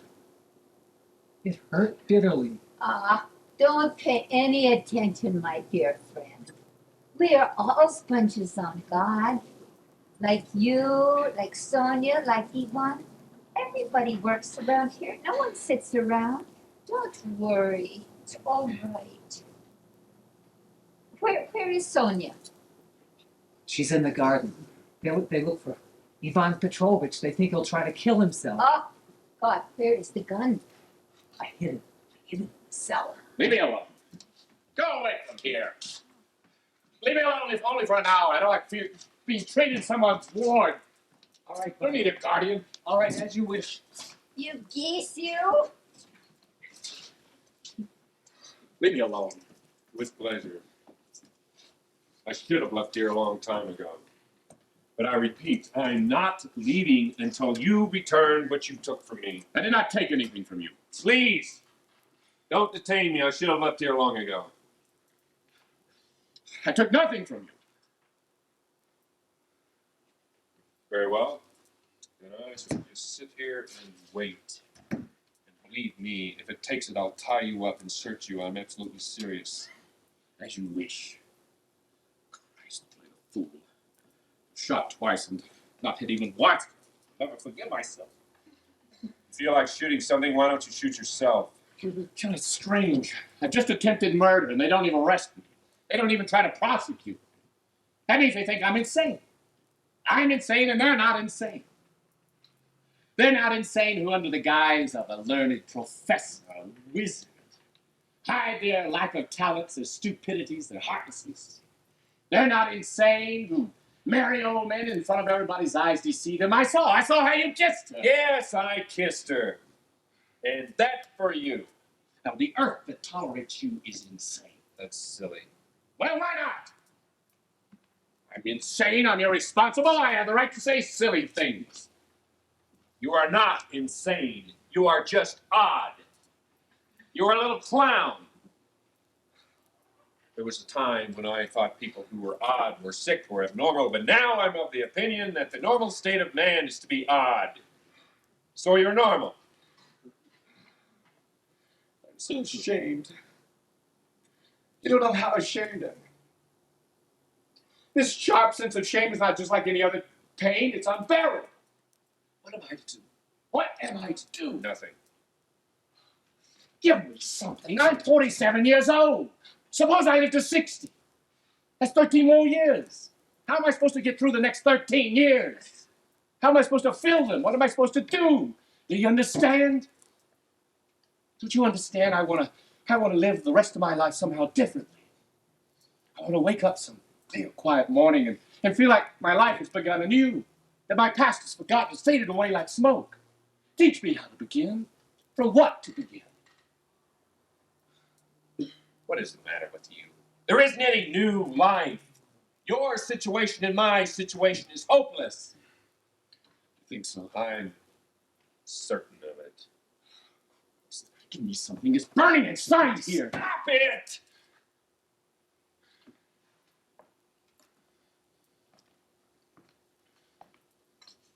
Those who live after us, 100 or 200 years from now, and those who will despise us because we've lived our lives so stupidly and without any taste. Maybe for them, there is some hope. But for you and I, there isn't any, unless it's when we're laying in our coffins that we're visited by dreams. And maybe they'll even be pleasant ones. Yes, brother. There are only 2 decent, cultured men in the entire district. You and I. But in 10 years, narrow-minded, despised life has smothered us with its fumes. It's poisoned our blood until we are vulgarians just like the rest of them.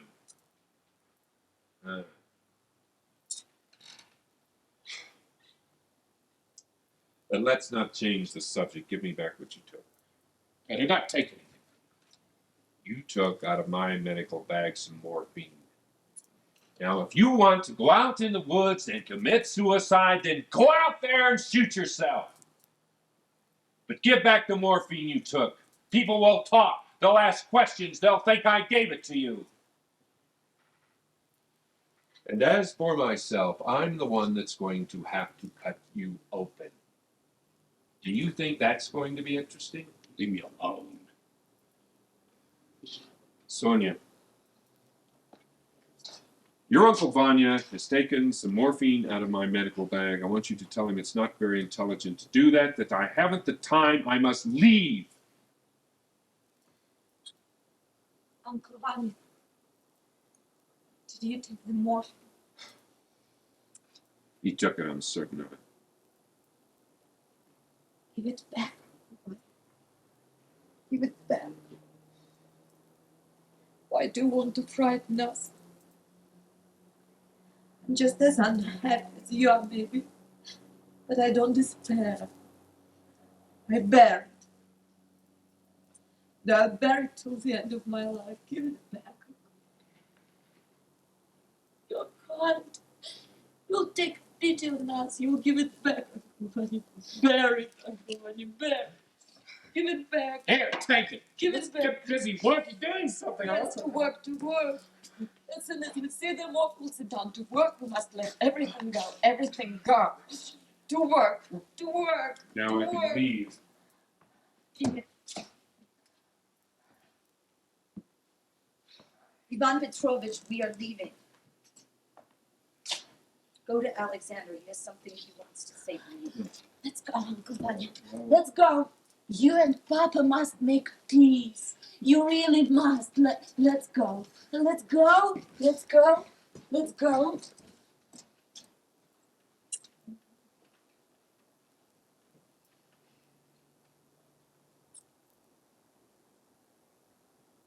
I'm leaving.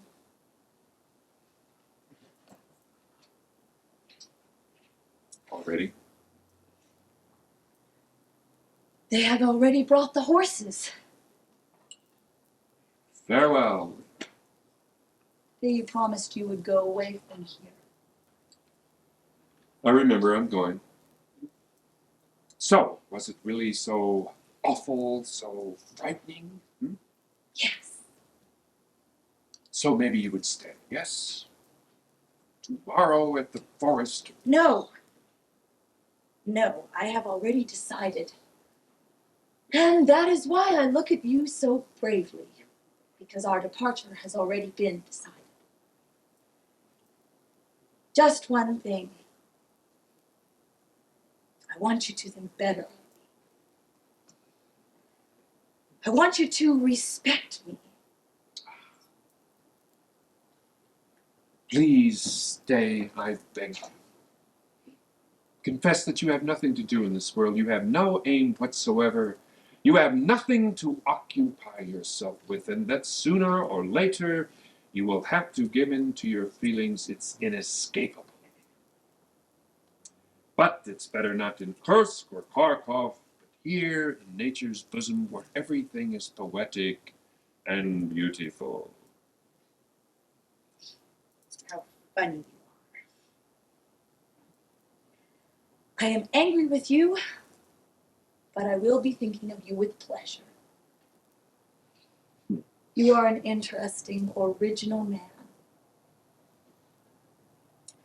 And since we won't be seeing each other again, why hide it? I was even a little infatuated by you.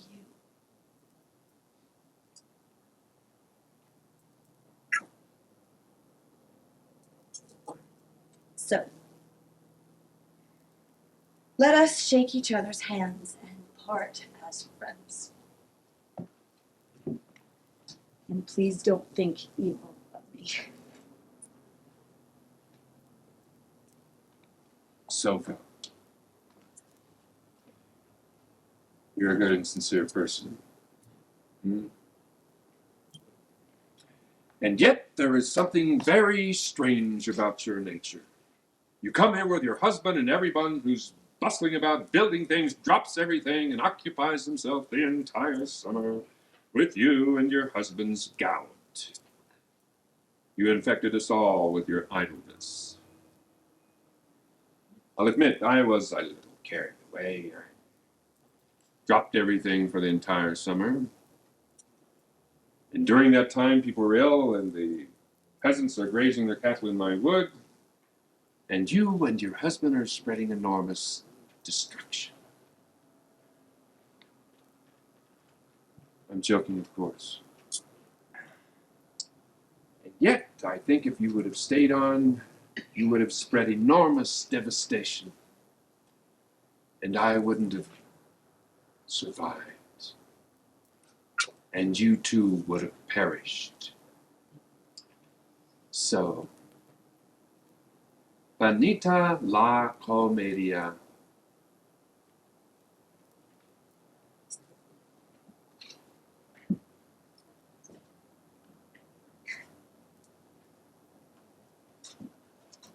I am taking this pencil to remember you. It's strange, we've known each other just for a short time. Now, for some reason, we'll never see each other. But that's the way of the world. And now we're alone, and before Uncle Vanya comes in with a bouquet, let me kiss you goodbye. Yes?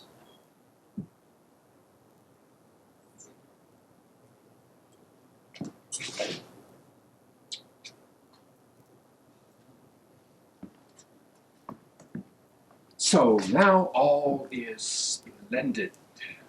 Yes, I wish you the best of everything. You live just once.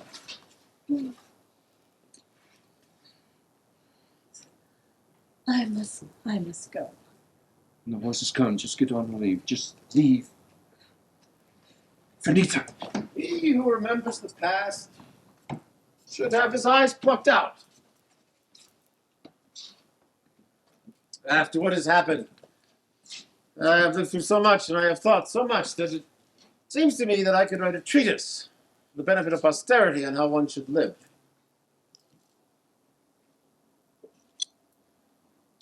I accept your apologies willingly and beg you myself for forgiveness. Goodbye. You'll be paid what you always paid, accurately. Everything will be the same as always. Ma. Alexander, you must have another picture taken. Send it to me. How much I care. Your Excellency. Goodbye. Please, don't forget us.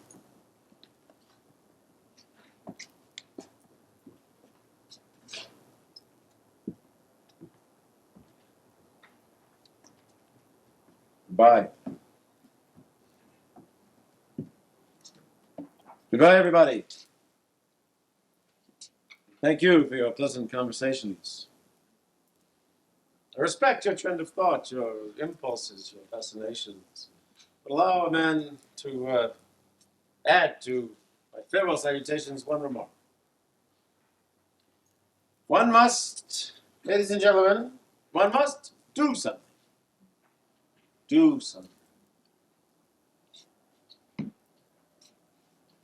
Best of everything to all of you.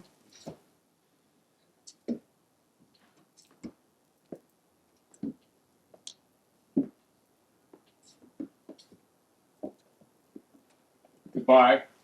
Forgive me. We will never meet again.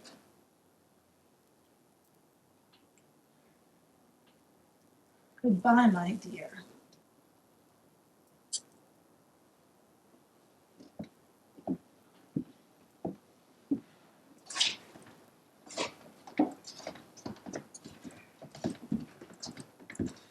Well, now then bring my horse also. At your service, my good friend.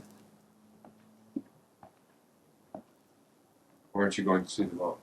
Let them go. I can't. Feeling so low myself, I gotta get doing something. Something. Get busy. Work. Work.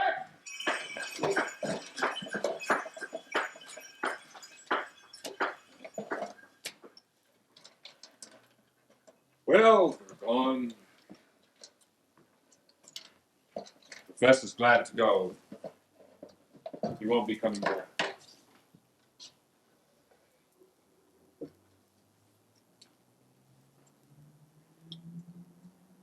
Well, they've gone.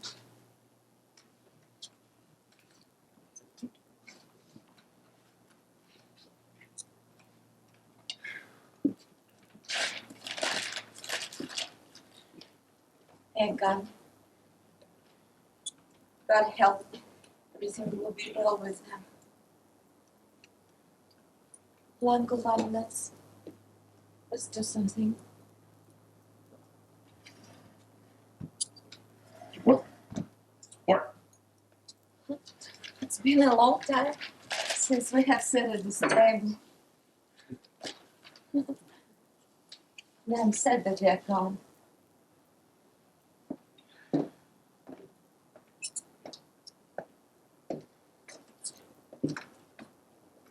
They're gone.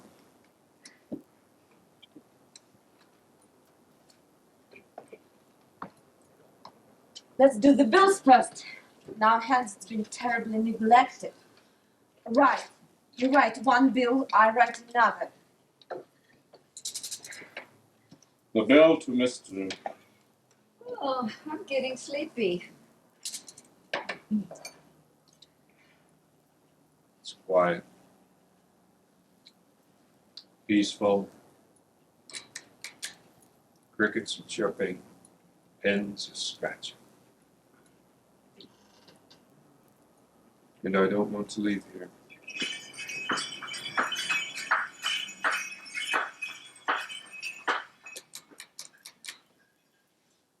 Well, there are the horses, and there's only one thing to say, and that's goodbye, my friends. Why are you fiddling? You could sit down a bit. I can't. What's left of the debt? 275. Karlovich, the horses are ready. Be careful with them. I'll see to it.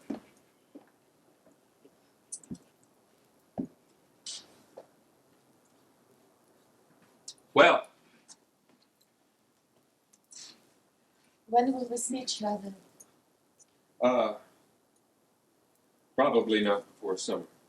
Certainly not this winter anyway, unless something should happen, and then of course I would come. So, thank you for everything, for salt, bread, kindness.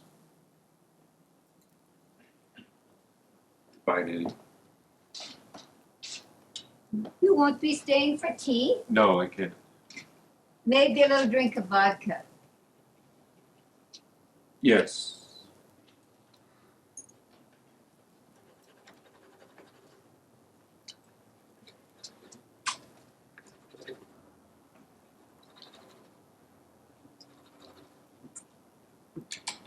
My horse came up lame. I noticed it when Peter took him to water. Let's change his shoe. Yes. There's no getting around.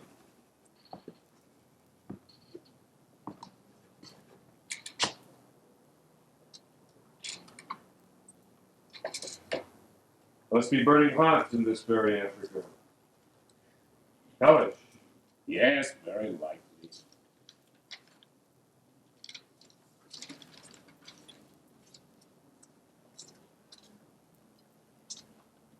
Drink, dear friend.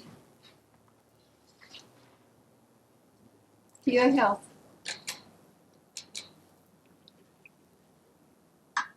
Would you have a little bread? No, thank you.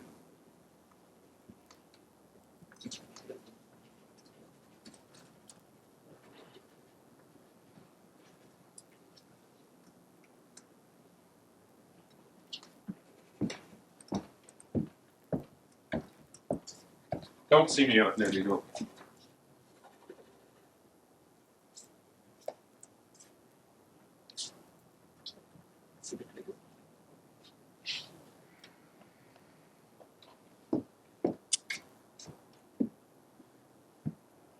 February 2nd, vegetable oil, 20 pounds. February 16th, again, vegetable oil, 20 pounds. Buckwheat,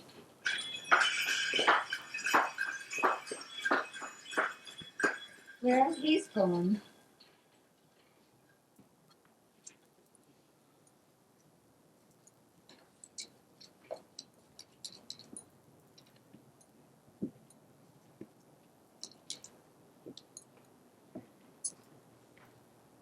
He's gone.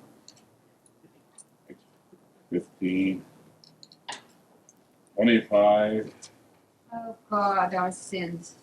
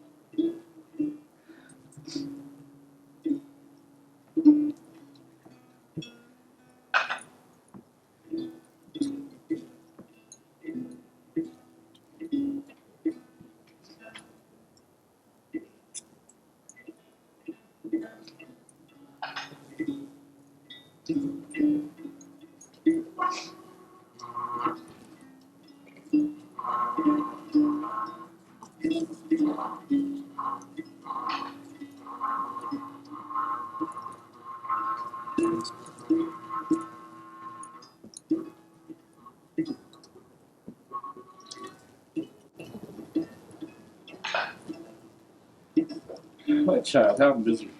How miserable. What can we do? Must live. We shall live, Uncle Vanya. We'll live.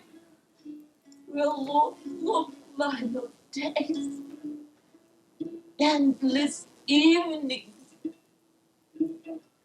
We'll bear patiently all the trials fate sends us.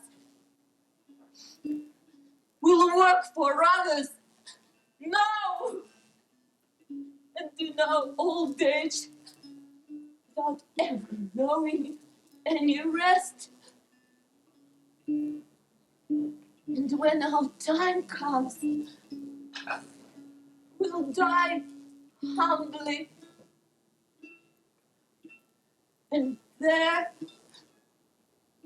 beside the coffin,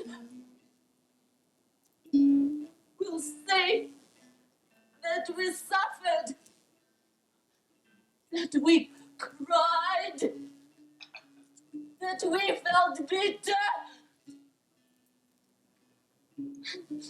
God will take pity on us.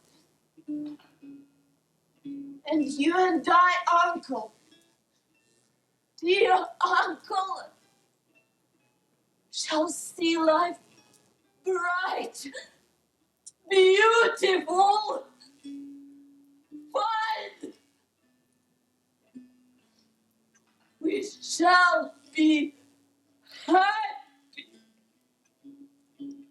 And we'll look back tenderly with a smile at the misfortunes we have now. And we shall rest. I have faith. I believe. Warmly, passionately, we shall rest. We shall rest. We shall hear the angels.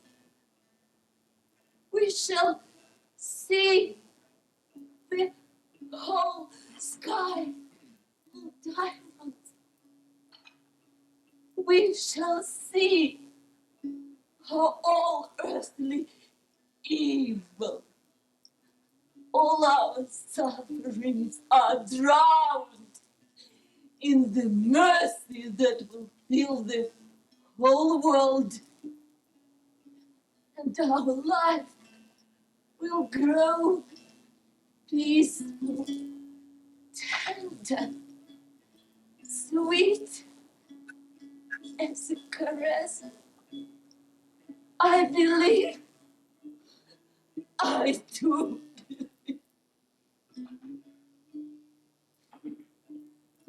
Poor dear Uncle Vanya, you're crying. In your life, you have known what joy was. But wait, Uncle Vanya, wait. We shall rest. We shall rest. We shall rest.